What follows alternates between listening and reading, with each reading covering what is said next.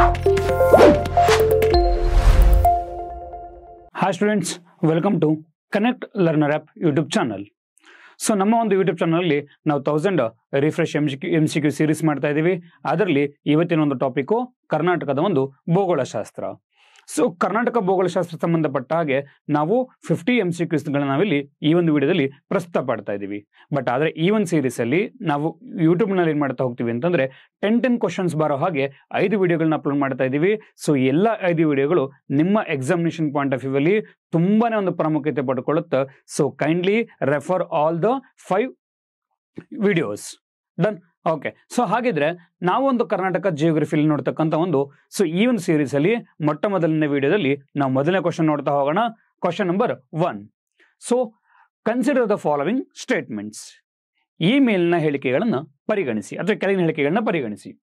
Karnataka stretches over an area of the 74,051 square miles.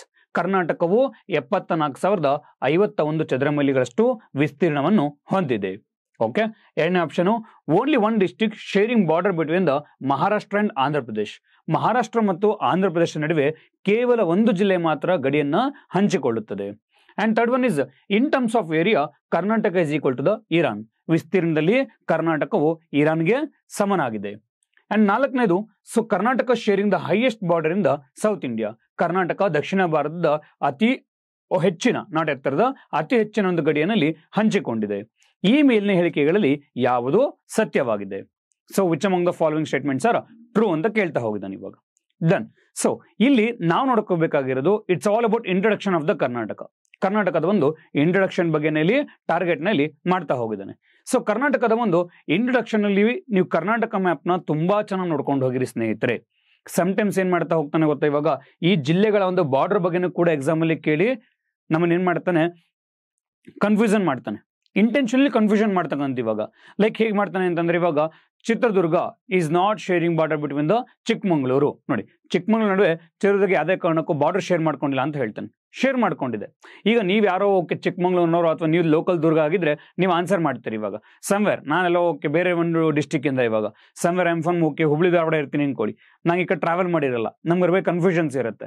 ಅದಕ್ಕೋಸ್ಕರನೇ Karnataka map ಅನ್ನ introduction ಕ್ಲಾಸ್ಗಳಲ್ಲಿ ತುಂಬಾ ಚೆನ್ನಾಗಿ ಮ್ಯಾಪಿಂಗ್ ನ ಕಲ್ಕೊಳ್ಳಿ. ನೀವು ಬರೀ ವರ್ಲ್ಡ್ ಮ್ಯಾಪಿಗೆ ಅಷ್ಟೇ ಫೋಕಸ್ ಮಾಡೋದಲ್ಲ, ನೀವು ಹೇಗೂ ಇಂಡಿಯಾ ಮ್ಯಾಪ್ ಒಂದು ರೆಫರ್ ಮಾಡಲ್ಲ. ಸೊ ವರ್ಲ್ಡ್ ಮ್ಯಾಪ್ ಬಿಟ್ರೆ ಕರ್ನಾಟಕ ಮ್ಯಾಪಿಂಗ್ ಅಲ್ಲಿ ತುಂಬಾ ಚೆನ್ನಾಗಿ ಪ್ರಿಪೇರ್ ಆಗಿ ಹೋಗ್ಬೇಕು. ಇದ್ದ ಒಂದು ಲಾಂಗ್ ಡೈರೆಕ್ಷನ್ಸ್ ಇರ್ಬೋದು, ಲ್ಯಾಟಿಟ್ಯೂಡ್ ಡೈರೆಕ್ಷನ್ಸ್ ಇರ್ಬೋದು, ಯಾವ ಜಿಲ್ಲೆಯಲ್ಲಿ ಬರುತ್ತೆ, ಯಾವ ಅಕ್ಕಪಕ್ಕ ಜಿಲ್ಲೆಗಳು ಬರುತ್ತೆ, ಸೊ ಯಾವ ಜಿಲ್ಲೆಗಳು ಬಾರ್ಡರ್ ಹೊಂದಿದೆ, ಯಾವ್ದು ಲ್ಯಾಂಡ್ ಲಾಕ್ಡ್ ಆಗಿದೆ, ಈ ರೀತಿ ಏನೇ ಕ್ವಶನ್ ಕೇಳಿದ್ರು ಕೂಡ ತಪ್ಪು ಮಾಡದೆ ನೀವು ಕ್ಲೀನಾಗಿ ಆನ್ಸರ್ ಮಾಡ್ಕೊಂಡು ಬರಬೇಕು.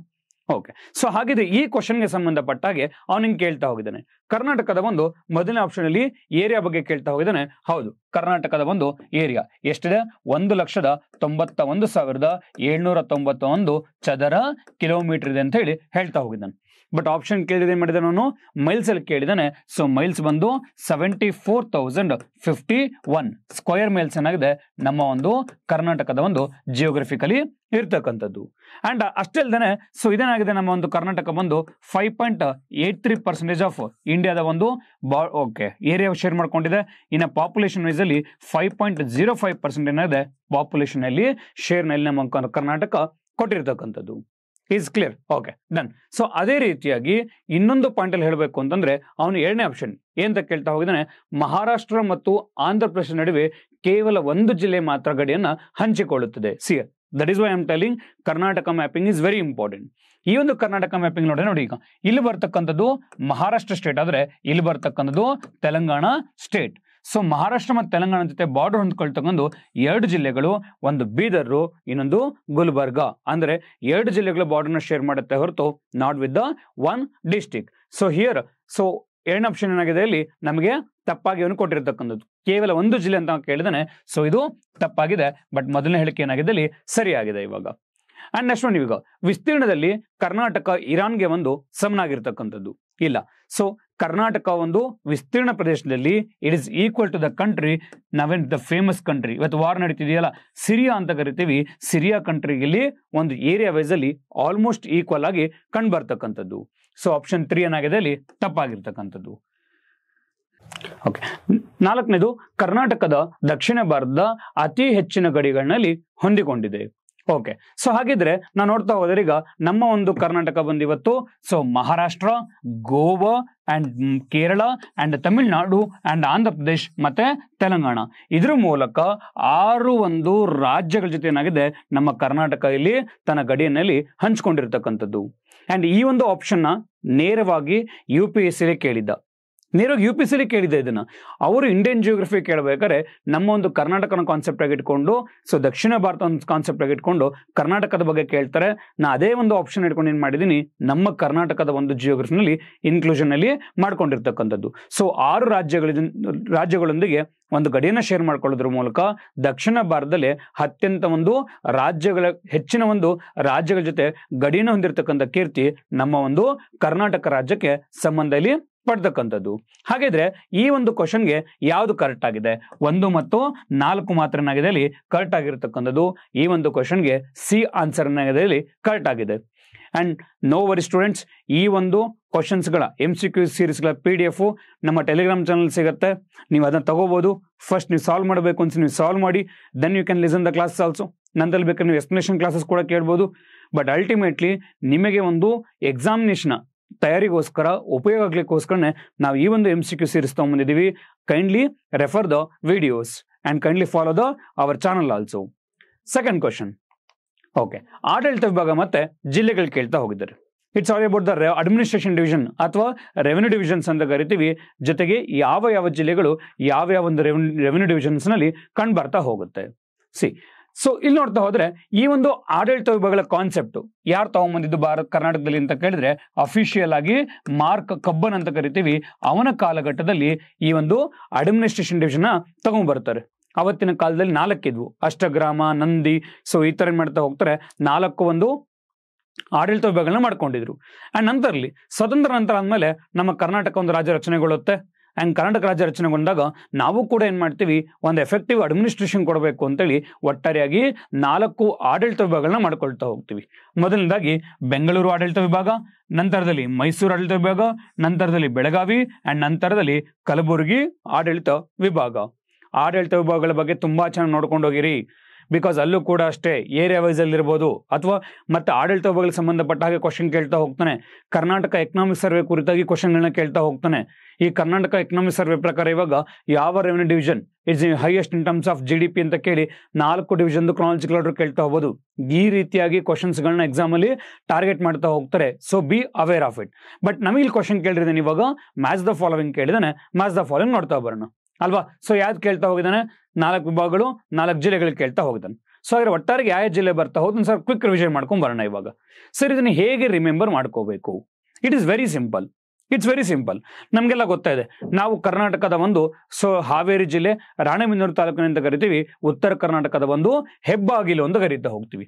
ಅಂದ್ರೆ where we have it is there. So ಇಲ್ಲಿಂದ ಮೇಲೆ ಇರ್ತಕ್ಕಂಥ ನಾವು ನಾರ್ತ್ ಕರ್ನಾಟಕ ಅಂತ ಕರಿತೀವಿ, ಇಲ್ಲಿಂದ ಕೆಳಗಿರ್ತಕ್ಕಂಥದ್ದನ್ನ ನಾವು ಸದರ್ನ್ ಕರ್ನಾಟಕ ಅಂತ ಕರೀತಕ್ಕಂಥದ್ದು.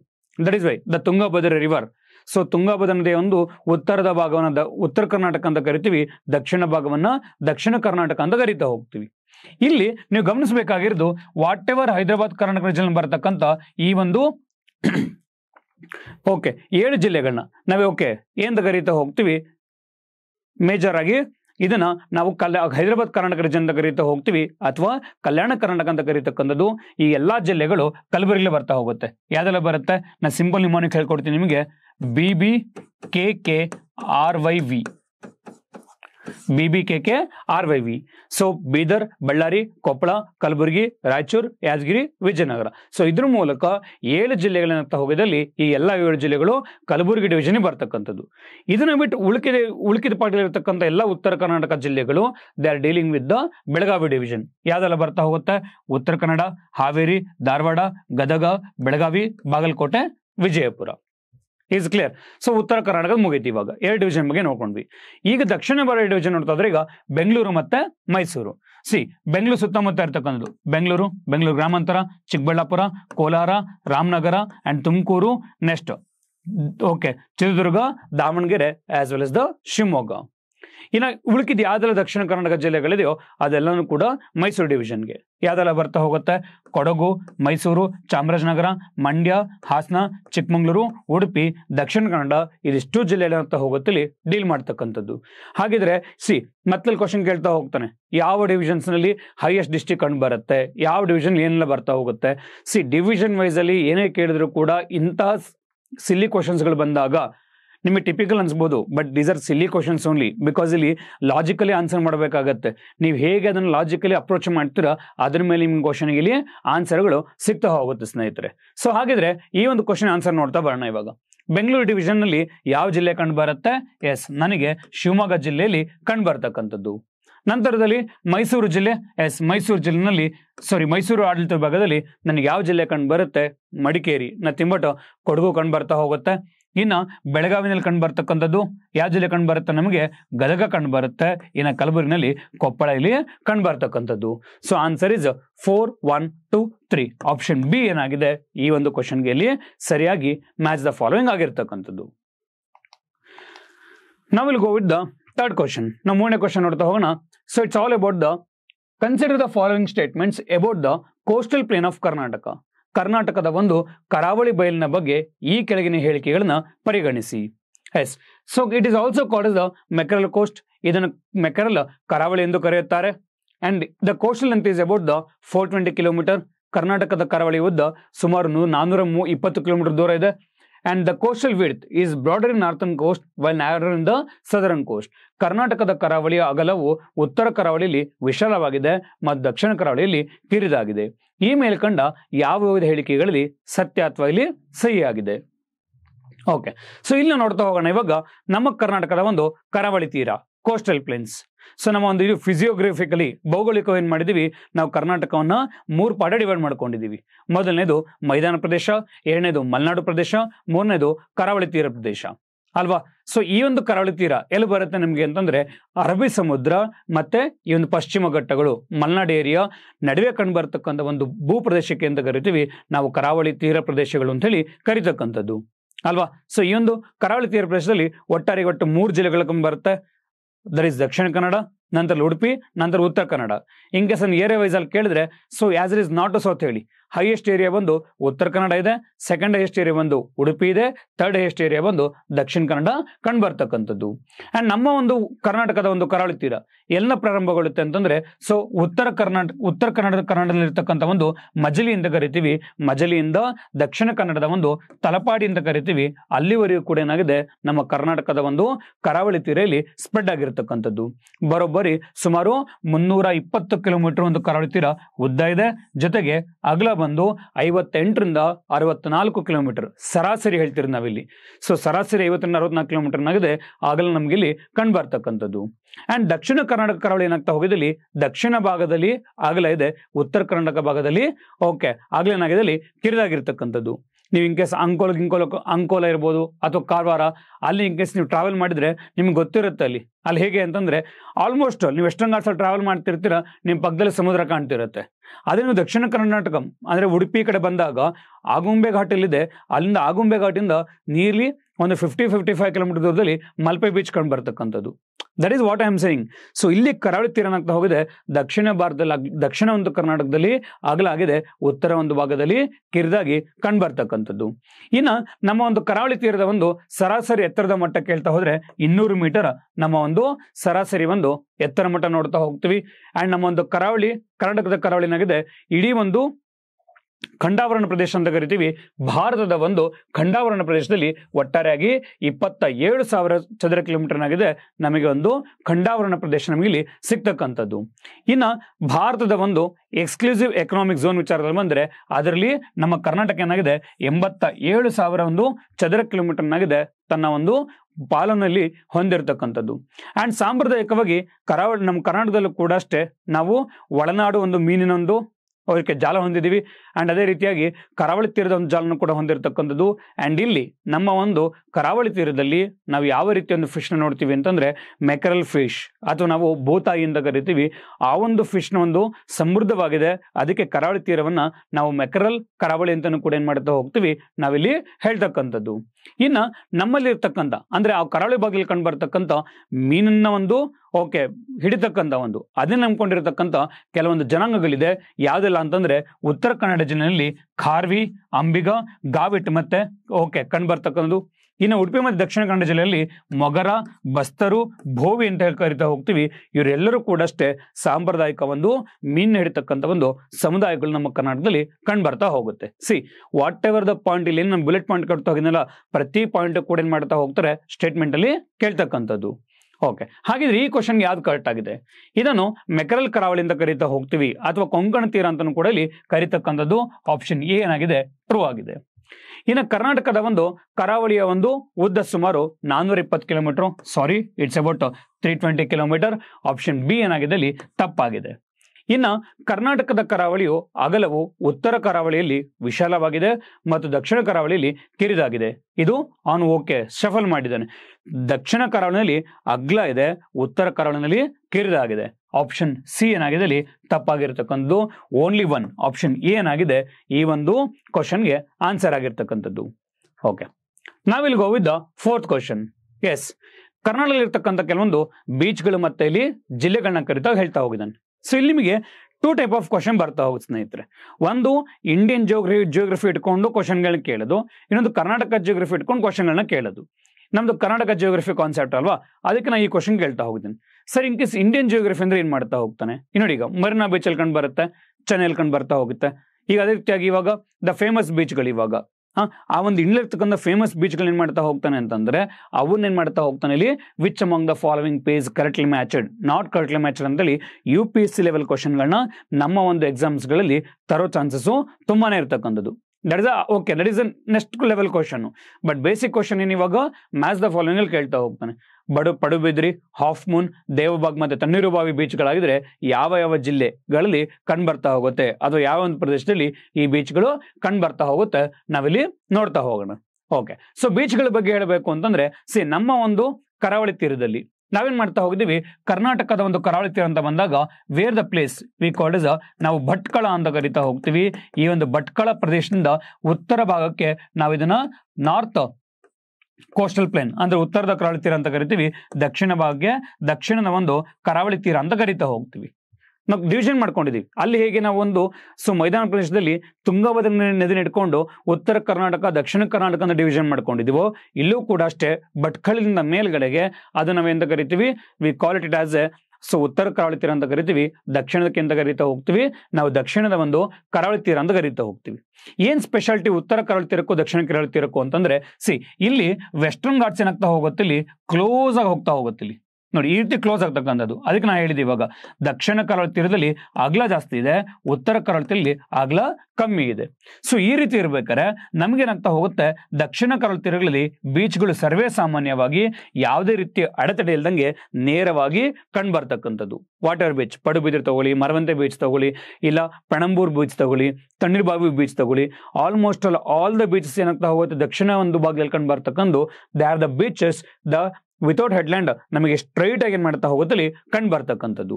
ಬಟ್ ಇಲ್ಲಿ ಈ ಒಂದು ವೆಸ್ಟರ್ನ್ ಘಾಟ್ಸ್ ವೆರಿ ಹತ್ತಿರ ಇರೋದಕ್ಕೆ ಇಲ್ಲ ಅಂತ ಹೋಗುತ್ತಲ್ಲಿ ನಮಗೆ ಸ್ಟ್ರೈಟ್ ಬೀಚ್ಗಳು ಕಂಡು ಬರಲ್ಲ. We can see the different like ಒಂದು ಲಗೂನ್ಗಳು ನೋಡ್ತಾ ಹೋಗ್ತೀವಿ ಅಥವಾ ಕ್ರೆಸೆಂಟ್ ಶೇಪ್ ನೋಡ್ತಾ ಹೋಗ್ತೀವಿ, ಬೇಗಳು ನೋಡ್ತಾ ಹೋಗ್ತೀವಿ. ಈ ರೀತಿಯಾಗಿ ಬೇರೆ ಬೇರೆ ಒಂದು ಸ್ಪ್ಲಿಟ್ಗಳು ನೋಡ್ತಾ ಹೋಗ್ತೀವಿ, ಕಡದ ಒಂದು ಉಬ್ಬು ತಗುಳು ನೋಡ್ತಕ್ಕಂಥದ್ದು. ಇವೆಲ್ಲವೂ ಕೂಡ ಅಷ್ಟೇ ಇಲ್ಲಿರ್ತಕ್ಕಂಥ ಒಂದು ಉತ್ತರ ಕರಾವಳಿ ತೀರದ ಒಂದು ಸ್ಪೆಷಲ್ ಫೀಚರ್ಸ್ ಅನ್ನ ನಮಗೆ ಇಲ್ಲಿ ಕಂಡು ಬರ್ತಕ್ಕಂಥದ್ದು. ಈವನ್ ಐಲ್ಯಾಂಡ್ಗಳು ಕೂಡ ಅಷ್ಟೇ ಉತ್ತರದ ಒಂದು ಕರಾವಳಿ ತೀರದಲ್ಲಿ ಹೈಯೆಸ್ಟ್ ಐಲ್ಯಾಂಡ್ ಕಂಡು ಬರುತ್ತೆ, ದಕ್ಷಿಣ ಕರಾವಳಿ ತೀರದಲ್ಲಿ ನಮಗೆ ಐಲ್ಯಾಂಡ್ಗಳ ಸಂಖ್ಯೆ ಕಡಿಮೆ ಇದೆ. ಇಲ್ಲಿ ನಮಗೆ ಸೈಂಟ್ ಮೇರಿಸ್ ಐಲ್ಯಾಂಡು ಇವೊಂದಿಷ್ಟು ಐಲ್ಯಾಂಡ್ಗಳು ಬಿಟ್ರೆ ಇನ್ನು ಬೇರೆ ಇರ್ತಕ್ಕಂಥ ದೇವಬಾಗ್ ಇರ್ಬೋದು, ಆಂಜದೇವಿ ಇರ್ಬೋದು ಅಥವಾ ಕುರ್ಮಾಗಡ ಇರ್ಬೋದು, ಈ ರೀತಿ ಇರ್ತಕ್ಕಂಥ ಪ್ರಮುಖವಾಗಿರ್ತಕ್ಕಂಥ ಎಲ್ಲ ಐಲ್ಯಾಂಡ್ಗಳು ಉತ್ತರದ ಒಂದು ಕರಾವಳಿ ತೀರದಲ್ಲೇ ನಮಗೆ ಕಂಡು ಬರ್ತಕ್ಕಂಥದ್ದು. Is clear? ನೋಡಿಬೇಕಿದ್ರೆ ಈಗ ಉತ್ತರದ ಭಟ್ಕಳದಲ್ಲಿ ಅಂದ್ರೆ ಉತ್ತರದ ಕರಾವಳಿ ತೀರದಲ್ಲಿ ನಮಗೆ ಒಂದು ಬೀಚ್ಗಳು ಕಂಡು ಬರ್ತಾ ಹೋಗುತ್ತೆ. Best example I will take the Gokarna beach only. Gokarna beach ಇರ್ಬೋದು, ಅಥವಾ ಅಲ್ಲಿ ರವೀಂದ್ರನಾಥ್ ಟಾಗೂರ್ ಬೀಚ್ ಇರ್ಬೋದು, ನಂಬರ್ ಆಫ್ ಬೀಚಸ್, ಯಾವುದೇ ಬೀಚ್ ತಗೊಳ್ಳಿ ನಿಮಗೆ ಸ್ಟ್ರೈಟ್ ಆಗಿ ಕಂಡು ಬರೋದಿಲ್ಲ. ಈ ರೀತಿ ಒಂದು ಡಿಫ್ರೆಂಟ್ ಒಂದು ಫಾರ್ಮೇಷನ್ಲಿ ನಮಗೆ ಸರ್ವೇ ಸಾಮಾನ್ಯವಾಗಿ ಈ ಬೀಚ್ಗಳು ಕಂಡು ಬರ್ತಾ ಹೋಗುತ್ತೆ. ಇನ್ನು ಯಾವ್ಯಾವ ಬೀಚ್ಗಳು ಎಲ್ಲೆಲ್ಲಿ ಇರ್ತಾ ಹೋಗಿದೆ ನೋಡ್ಕೊಳ್ತಾ ಹೋಗೋಣ. ಸೊ ಮಂಗಳೂರಲ್ಲಿ ಇರ್ತಕ್ಕಂಥ ಫೇಮಸ್ ಬೀಚ್ಗಳು ಸೈ ಸಿತ್ಲು ಬೀಚು, ಪಣಂಬೂರು ಬೀಚು, ಸೋಮೇಶ್ವರ, ಸೂರತ್ಕಲ್, ಉಳ್ಳಾಲ, ಹಾಗೇನು ತಣ್ಣೀರುಬಾವಿ, ಈ ಎಲ್ಲಾ ಬೀಚ್ಗಳು ನಮಗೆ ದಕ್ಷಿಣ ಕನ್ನಡ ಅಥವಾ ಮಂಗಳೂರಿನಲ್ಲಿ ಕಂಡುಬರುತ್ತೆ. ಇನ್ನು Kudle beach, Om beach, Nirvana, half moon paradise and ಎಲ್ಲ ಬೀಚ್ಗಳು ಗೋಕರ್ಣ ಸುತ್ತಮುತ್ತ ಕಂಡುಬರ್ತಕ್ಕಂಥದ್ದು. ಇನ್ನು ಉತ್ತರ ಕನ್ನಡ ಜಿಲ್ಲೆಯಲ್ಲಿ ಲೇಡೀಸ್ ಬೀಚ್ ಅಂದ್ರೆ ಮಹಿಳೆಯರ ಬೀಚ್ ಅಥವಾ ಕಾಸರಕೋಡು, ಕಾರವಾರ, ದೇವಬಾಗ್, ಮುರುಡೇಶ್ವರ ಅಂಡ್ ತಿಲ್ಮತ್ತಿ, ಈ ಎಲ್ಲದೂ ಕೂಡ ಕಂಡುಬರ್ತಕ್ಕಂಥದ್ದು. ನೋಡಿ, ಈಗ ತಿಲ್ಮತ್ತಿ ಇಟ್ ಇಸ್ ವೆರಿ ಫೇಮಸ್. ಯಾಕೆ ಅಂತಂದ್ರೆ ಕರ್ನಾಟಕದಲ್ಲಿ ಇರ್ತಕ್ಕಂಥ ಏಕೈಕ ಒಂದು ಬ್ಲ್ಯಾಕ್ ಸ್ಯಾಂಡ್ ಬೀಚ್ ಅದು ಅಂತ ಕೇಳಿದ್ರೆ ತಿಲಿಮತಿ ಬೀಚ್ ಅಂತ ಕರಿತಾ ಹೋಗ್ತೀವಿ. ಇನ್ನ ದ ಕಾಸರಕೋಡು ಮತ್ತೆ ನಮಗೆ ಇನ್ನೊಂದು ಕಂಡು ಬರ್ತಕ್ಕಂಥ ಉಡುಪಿಲಿ ಕಂಡು ಬರ್ತಕ್ಕಂಥ ಒಂದು ಪಡುಬಿದ್ರಿ, ಇವೆರಡೂ ಕೂಡ ಏನಾಗಿದೆ ಬ್ಲೂ ಫ್ಲಾಗ್ ಸರ್ಟಿಫಿಕೇಶನ್ ಅಲ್ಲಿ ತಗೊಂಡಿರ್ತಕ್ಕಂಥದ್ದು. ಇಡೀ ಭಾರತದಲ್ಲಿ ಬ್ಲೂ ಫ್ಲಾಗ್ ಸರ್ಟಿಫಿಕೇಶನ್ ಹೊಂದಿರತಕ್ಕಂಥ 2 ಬೀಚ್ಗಳು ಎಲ್ಲಿದೆ ಅಂತ ಕೇಳಿದ್ರೆ ಕರ್ನಾಟಕ ಇರ್ತಕ್ಕಂಥ, ಬೇರೆ ಬೇರೆ ರಾಜ್ಯಗಳಿದೆ ಬಟ್ ಒಂದೊಂದೇ ಬೀಚ್ ಇರ್ತಕ್ಕಂಥದ್ದು. Karnataka is the only state which have the 2 blue flag beaches. ಒಂದು ಪಡುಬಿದ್ರಿ ಆಫ್ ಉಡುಪಿ, ಇನ್ನೊಂದು ಕಾಸರಕೋಡು ಆಫ್ ದ ಉತ್ತರ ಕನ್ನಡ. ಇನ್ನು ಉಡುಪಿನಲ್ಲಿ ಕಾಪು, ಮಲ್ಪೆ, ಮರವಂತೆ, ಪಡುಬಿದ್ರಿ, ಕೋಡಿ, ಹೂಡೆ ಇವಿಷ್ಟು ಕೂಡ ಏನಾಗ್ತಾ ಹೋಗುತ್ತೆ ಉಡುಪಿಲಿ ಕಂಡು ಬರ್ತಕ್ಕಂಥ ಪ್ರಮುಖ ಒಂದು ಬೀಚ್ಗಳಾಗಿವೆ. ಹಾಗಿದ್ರೆ ಇದಕ್ಕೆ ಈ ಒಂದು ಕ್ವಶನ್ಗೆ ಯಾವ್ದೆಲ್ಲ ಆನ್ಸರ್ ಆಗಿದೆ? ಆಗ್ಲೇ ಹೇಳಿದೀವಿ, ಪಡುಬಿದ್ರಿ ಎಲ್ಲಿದೆ? ಉಡುಪಿಲಿದೆ. ಇನ್ನು ಹಾಫ್ ಮೂನ್ ಬೀಚ್ ಎಲ್ಲಿ ಕಂಡು ಬರುತ್ತೆ? ಗೋಕರ್ಣದಲ್ಲಿ ಕಂಡು ಬರುತ್ತೆ. ದೇವಬಾಗ್ ಬೀಚ್ ಕಾರವಾರ ಕಂಡು ಬರುತ್ತೆ. ಇನ್ನು ತಣ್ಣೀರುಬಾವಿ ಬಂದು ಮಂಗಳೂರಲ್ಲಿ ಕಂಡು ಬರ್ತಕ್ಕಂಥದ್ದು. So answer is 2, 1, 4, 3. Answer is 2, 1, 4, 3. A is the correct answer for this question. Next we'll go with the 5th question. Okay, so ಇಲ್ಲಿ ನಮ್ಮ ಕರ್ನಾಟಕ ತಿಳಿದ್ವಿ, ಇನ್ನೂ ನೋಡ್ಕೋಬೇಕಂತ ಹೋಗುತ್ತೆ, ಅದುವೇ ಎಕೋಟೋನ್ಗಳು. Then what is the meaning of ecotone? Yes, the 2 different ecosystem ಎಲ್ಲಿ meet ಮಾಡುತ್ತಲ್ವಾ ಅದಕ್ಕೆ ಅಂತ ಕರಿತಾ ಹೋಗ್ತೀವಿ ನಾವು ಎಕೋ ಟೋನ್ಗಳು ಅಂತ ಕರಿತಾ ಹೋಗ್ತೀವಿ. ಬೆಸ್ಟ್ ಎಕ್ಸಾಂಪಲ್ ಬಂದು ಅಳಿವೆಗಳು, ಅಥವಾ ನಾವೆಂತ ಕರಿತಾ ಹೋಗ್ತೀವಿ ಎಸ್ಚೂರಿಯಿಂದ ಕರಿತಾ ಹೋಗ್ತೀವಿ. ಸೊ ಸ್ವಲ್ಪ ಎನ್ವಿರಾನ್ಮೆಂಟ್ ಎಕಾಲಜಿ ಬಗ್ಗೆ ಮಾಡಬೇಕು ಅಂದ್ರೆ ನಮಗೆ ಯಾವ ರೀತಿಯ ಒಂದು ಎಕೋಟೋನ್ಗಳು ಕಂಡು ಬರುತ್ತೆ. ಮೊದಲನೇದು ಮಾರ್ಷ್ಲ್ಯಾಂಡ್ ಅಂತ ಕರಿತೀವಿ. ಇದು ಡ್ರೈ ಮತ್ತೆ ಇಲ್ಲಿ ವೆಟ್ಲ್ಯಾಂಡ್ ಎಕೋಸಿಸ್ಟಮ್ ನಡುವೆ ಬರ್ತಕ್ಕಂಥ ಮಾರ್ಷ್ಲ್ಯಾಂಡ್ ಎಕೋಟೋನ್ಸ್ಗಳು. ಇನ್ನು ಮ್ಯಾಂಗ್ರೋವ್ ಫಾರೆಸ್ಟ್ ಅಂತ ಕರಿತೀವಿ. ಇದು ಟೆರೆಸ್ಟ್ರಿಯಲ್ ಮತ್ತೆ ಮರೀನ್ ಎಕೋಸಿಸ್ಟಮ್ ನಡುವೆ ಕಂಡು ಬರ್ತಕ್ಕಂಥ ಎಕೋಟೋನ್ ಆಗಿದೆ.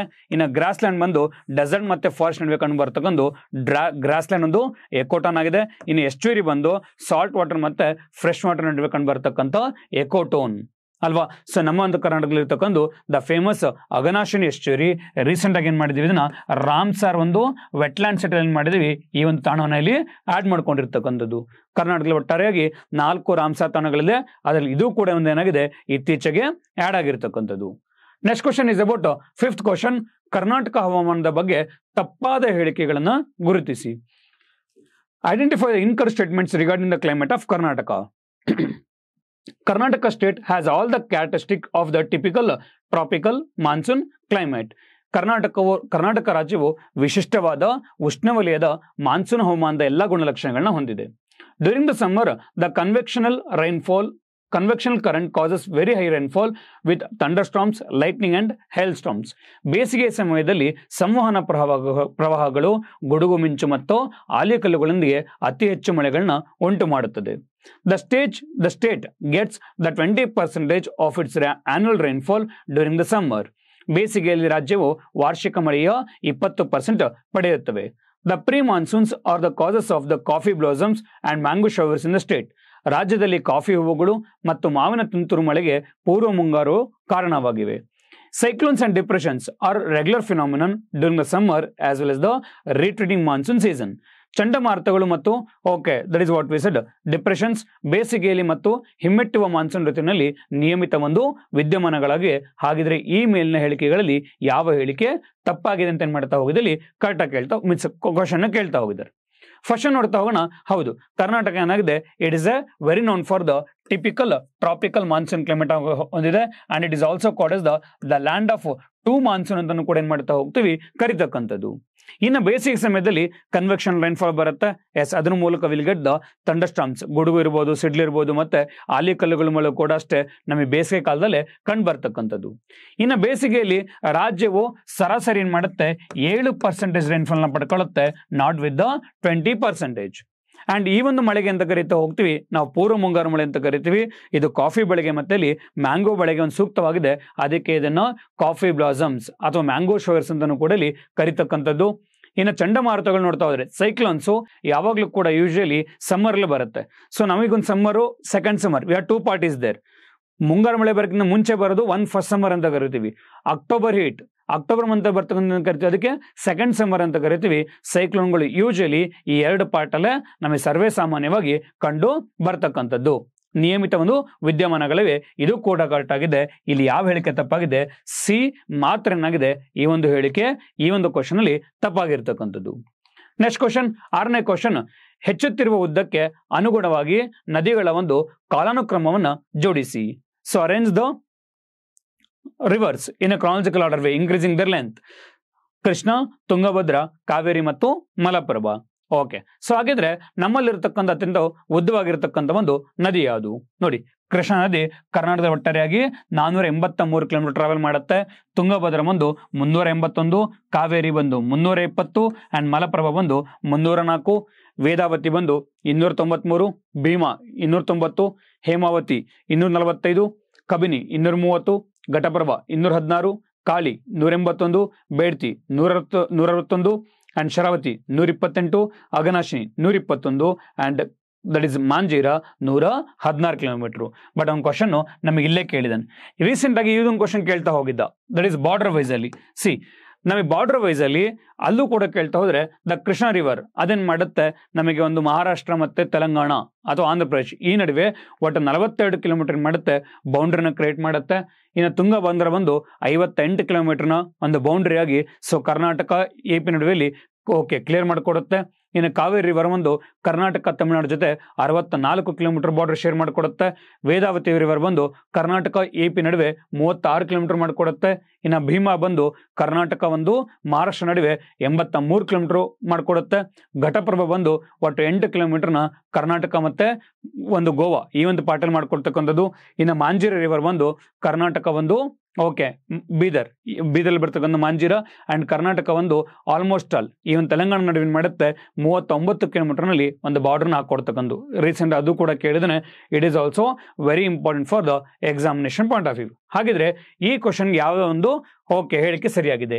ಆಪ್ಷನ್ ಓಕೆ 1 ಏನಾಗಿದೆ, 1 2 3 4. ಆಪ್ಷನ್ ಬಿ ಏನಾಗಿದೆ ಇಲ್ಲಿ ಸರಿಯಾಗಿ ಇರ್ತಕ್ಕಂಥದ್ದು. ಮೊದಲನೇದು ಕೃಷ್ಣ, ಎರಡನೇದು ತುಂಗಭದ್ರಾ, ಮೂರನೇದು ಕಾವೇರಿ, ನಾಲ್ಕನೇದು Malaprabha rivers. Okay done. Next one is 7th question. Overall drainage ನ ಪ್ರಕಾರದಲ್ಲಿ ಕ್ವಶನ್ಗಳನ್ನ ಕೇಳ್ತಾ ಹೋಗಿದ್ದಾನೆ. ಇದು ಹೇಗೆ ನೀವು ಮಾಡಬೇಕಾಗಿದೆ ಅಂತಂದ್ರೆ, so decreasing to the part of the increasing ನಾನು ಹೇಳ್ತಾ ಹೋಗ್ಬೋದು. ಈಗ ಅಂದ್ರೆ ಕಡಿಮೆಯಿಂದ ಇಲ್ಲಿ ಅತಿ ಒಂದು ಹೆಚ್ಚಿನ ಒಂದು ಡ್ರೈನೇಜ್ ಸಿಸ್ಟಮ್ ಹೊಂದಿರತಕ್ಕಂಥ ಒಂದು ನದಿಗಳಲ್ಲಿ ಕ್ರಾನಾಲಜಿಕಲ್ ಆರ್ಡರ್ ಮಾಡ್ತಾ ಹೋಗ್ಬೇಕಾಗತ್ತೆ. ದಕ್ಷಿಣ ಪೆನ್ನಾರ್, ಉತ್ತರ ಪೆನ್ನಾರ್, ಪಾಲಾರ್ ಮತ್ತು ಗೋದಾವರಿ. Okay done. ಹಾಗೆ ನಮ್ಮಲ್ಲಿ ಇರ್ತಕ್ಕಂಥ ಒಂದು ಕರ್ನಾಟಕದ ಒಂದು ಒಳಚರಂಡಿ ವ್ಯವಸ್ಥೆನ ನಾವೊಟ್ಟು 7 ಬೇಸಿನ್ ಆಗಿ ಡಿವೈಡ್ ಮಾಡ್ಕೊಂಡಿದ್ದೀವಿ. ನೋಡಿ 7 ಬೇಸಿನ್ ಆಗಿ ಡಿವೈಡ್ ಮಾಡ್ಕೊಂಡಿದ್ದೀವಿ. ಯಾವ್ದಲ್ಲ 7 basin? Godavari basin, Krishna basin, Kaveri, north Pennar, south Pennar, Palar ಮತ್ತೆ ವೆಸ್ಟ್ ಫ್ಲೋಯಿಂಗ್ ರಿವರ್ಸ್ ಅಂತ ಹೇಳಿ. ಹಾಗಿದ್ರೆ ಯಾವ ಯಾವ ರಿವರ್ಸ್ಗಳು ಎಷ್ಟು ಪರ್ಸೆಂಟೇಜ್ನ ಹೊಂದಿದೆ ಇಲ್ಲಿ? ಹೈಯೆಸ್ಟ್ ಪರ್ಸೆಂಟೇಜ್ ಬಂದು ಕೃಷ್ಣ ಹೊಂದಿದೆ 59.48, ಫಸ್ಟ್ ರ್ಯಾಂಕಿಂಗು. ಎರಡನೇದು ಕಾವೇರಿ ರಿವರ್ 17.99 ಮಾಡ್ಕೊಳ್ಳೋದ್ರ ಮೂಲಕ ಸೆಕೆಂಡ್ ಪ್ಲೇಸ್ ಅಲ್ಲಿ ಇದೆ. ಇನ್ನು ಥರ್ಡ್ ಬಂದು ನಾರ್ತ್ ಪೆನ್ನಾರ್ 3.64 ಇಲ್ಲಿ ಥರ್ಡ್ ಪ್ಲೇಸ್ ಅಲ್ಲಿ ಇದೆ. ಇನ್ನು ಗೋದಾವರಿ ಬಂದು ಸೊ 2.31 ಫೋರ್ತ್ ಪ್ಲೇಸ್ ಅಲ್ಲಿ ಇದೆ. ಇನ್ನು 5th ಪ್ಲೇಸ್ ಅಲ್ಲಿ ಸೌತ್ ಪೆನ್ನಾರ್ ಬರುತ್ತೆ 2.2 ಓಕೆ 2 ಹೊಂದಿದೆ ಇಲ್ಲಿ. ಅಂಡ್ 6th ಪ್ಲೇಸ್ ಅಲ್ಲಿ ಪಾಲಾರ್ ಇದೆ 1.56. ಇನ್ನು ವೆಸ್ಟ್ ಫ್ಲೋಯಿಂಗ್ ರಿವರ್ ಬಂದು 12.73.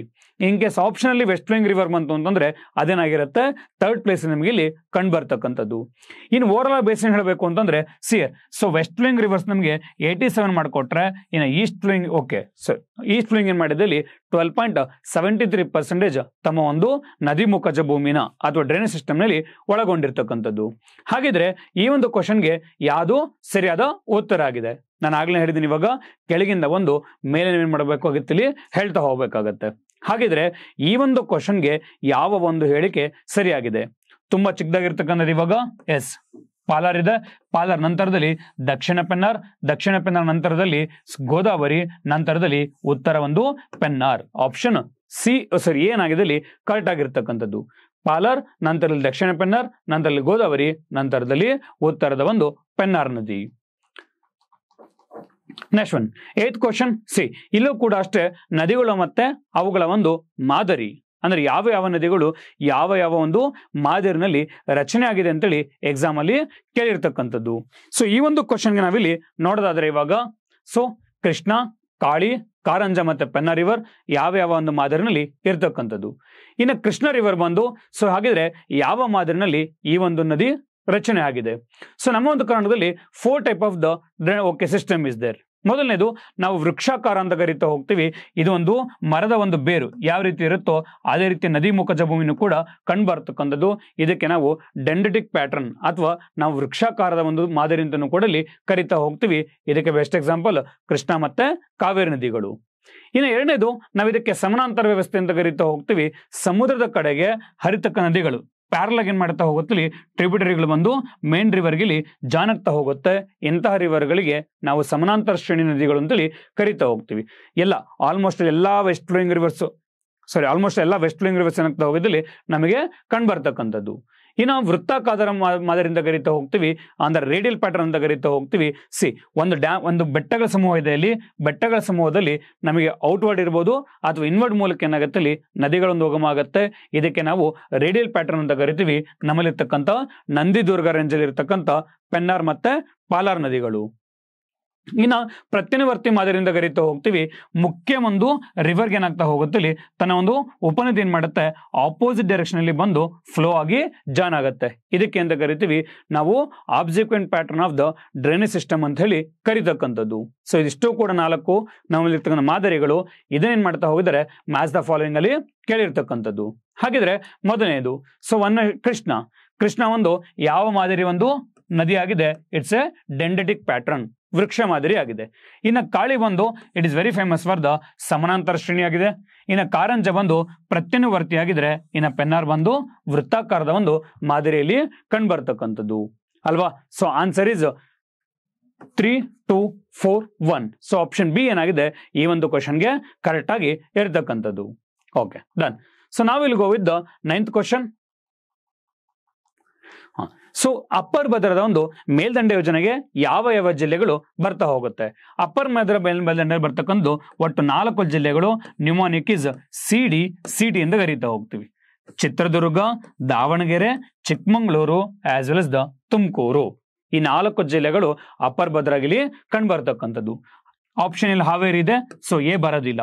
ಆಪ್ಷನ್ ಬಿ ನಲ್ಲಿ ಬಳ್ಳಾರಿ ಇದೆ, ಇದು ಕೂಡ ಬರೋದಿಲ್ಲ. ಆಪ್ಷನ್ ಸಿ ನಲ್ಲಿ ಶಿವಮೊಗ್ಗ ಇದೆ, ಇದು ಕೂಡ ಬರೋದಿಲ್ಲ. ಆಪ್ಷನ್ ಡಿ ನಲ್ಲಿ is the correct answer. Chitradurga, Chikkamagaluru, Tumakuru, Davanagere ಈ 4 ಕೂಡ ಏನಾಗಿದೆ ನಮಗೆ ಅಪ್ಪರ್ ಭದ್ರಾದಲ್ಲಿ ಕಂಡು ಬರ್ತಕ್ಕಂಥದ್ದು. ಇನ್ನು okay last question of the topic.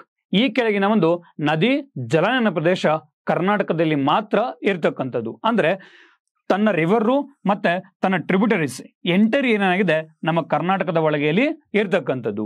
ಹಾಗೆ ಯಾವ್ದೆಲ್ಲ ರಿವರ್ ಇದೆ? ಶರಾವತಿ, ಕಾಳಿ, ಮಲಪ್ರಭಾ ಮತ್ತೆ ಕಬಿನಿ ಅಂತ ಕರೀತಾ ಹೋಗ್ತೀವಿ.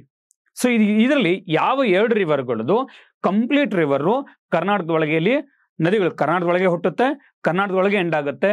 It is not sharing a water between the any other states. ಈ ಕಬಿನಿ ಅಂತ ಕರೀತಾ ಹೋದ್ರೆ ಇದು ಆರಿಜಿನ್ ಆಗತ್ತೆ ಕೇರಳದಲ್ಲಿ, ವಯನಾಡಲ್ಲಿ ಆರಿಜಿನ್ ಆಗಿ ಬರ್ತಕ್ಕಂಥದ್ದು. ಅಲ್ಲಿ ಟ್ರಿಬ್ಯೂಟರಿಗಳ ಮೂಲಕ ಬಂದ್ ಜಾನಾಗಿ ಕರ್ನಾಟಕದಲ್ಲಿ ಹರಿಯುತ್ತೆ. ಕಬಿನಿ ನಮ್ಗೆ ಇಲ್ಲಿ ಬರೋದಿಲ್ಲ. ಇನ್ನು ಕಾಳಿ ರಿವರ್ನ ಒಂದು ತನ್ನ ಒಂದು ಟ್ರಿಬ್ಯೂಟರೀಸ್ ಉಪನದಿಗಳು ಕೂಡ ಏನ್ ಮಾಡುತ್ತಲ್ಲಿ ಗೋವಾ ಜೊತೆ ಒಂದಿಲ್ಲಿ ಬಾರ್ಡರ್ ನಲ್ಲಿ ಶೇರ್ ಮಾಡ್ಕೊಳ್ತಕ್ಕಂಥದ್ದು. ಅದು ಕೂಡ ಏನಾಗತ್ತಲ್ಲಿ ಬರೋದಿಲ್ಲ. ಹಾಗೆ ಬರದೆ ಅದು ಶರಾವತಿ ರಿವರ್. ಹೌದು, ಕರ್ನಾಟಕದ ಒಂದು ಶಿವಮೊಗ್ಗ ಜಿಲ್ಲೆಯ ಒಂದು ಅಂಬುತೀರ್ಥದಲ್ಲಿ ಜನಾಗಿ ಹೊನ್ನಾವರದ ಬಳಿ ಏನ್ ಮಾಡುತ್ತಲ್ಲಿ ಎಂಡ್ ಆಫ್ ಆಗುತ್ತೆ. ಇದರ ಮೂಲಕ ತನ್ನ ಎಂಟೈರ್ ಜಲನಯನ ಪ್ರದೇಶ ಕರ್ನಾಟಕದ ಒಳಗೆ ಇರ್ತಕ್ಕಂಥದ್ದು. ಇನ್ನು ಮಲಪ್ರಭಾ ರಿವರ್ ಕೂಡ ಅಷ್ಟೇ, ಇದೊಂದು ಉತ್ತರ ಕನ್ನಡ ಒಂದು ಬೆಳಗಾವಿ ಜಿಲ್ಲೆಯಲ್ಲಿ ಜಾಂಬೋಟಿ ಗ್ರಾಮದ ಬಳಿ ಹುಟ್ಟುಕೊಳ್ಳುತ್ತೆ.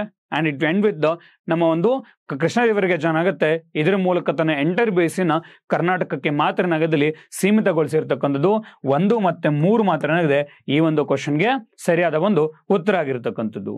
ಸೊ ಇಲ್ಲಿಗೆ ಈ ಒಂದು ವಿಡಿಯೋ ಮುಕ್ತಾಯ ಆಗಿದೆ. ಸೊ ಇದು ಇವತ್ತಿನ ಒಂದು ಟಾಪ್ 10 ಕ್ವಶನ್ಸ್. ನಂತರದ ಒಂದು ವಿಡಿಯೋದಲ್ಲಿ ಇನ್ನ ಒಂದು 10 ಕ್ವಶನ್ಸ್ ಮುಂದೆ ನಾವಿಲ್ಲಿ ಬರ್ತಾ ಹೋಗ್ತೀವಿ. ಫಾರ್ ಆಲ್ ದ 50 ಕ್ವಶನ್ಸ್ ನಾವು ನಿಮ್ಮ ಮುಂದೆ ಬೇರೆ 5 ವಿಡಿಯೋಗಳಲ್ಲಿ ತರಕ್ಕೆ ನಾವು ಪ್ರಯತ್ನ ಪಡ್ತಾ ಇದೀವಿ.